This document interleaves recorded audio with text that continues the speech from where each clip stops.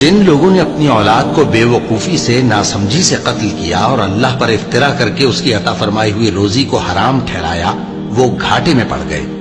وہ بلا شبہ گمراہ ہیں اور ہدایت یافتہ نہیں ہے۔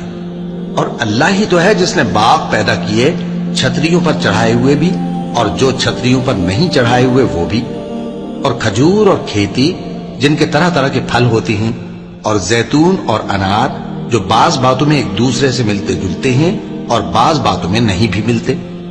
جب یہ چیزیں پھلیں تو ان کے پھل کھاؤ، اور جس دن پھل توڑو اور کھیتی کاٹو تو اس کا حق بھی اس میں سے ادا کرو، اور بیجا نہ اڑانا کہ اللہ بیجا اڑانے والوں کو دوست نہیں رکھتا۔ اور مویشیوں میں بوجھ اٹھانے والے یعنی بڑے بڑے بھی پیدا کیے، اور زمین سے لگے ہوئے یعنی چھوٹے چھوٹے بھی۔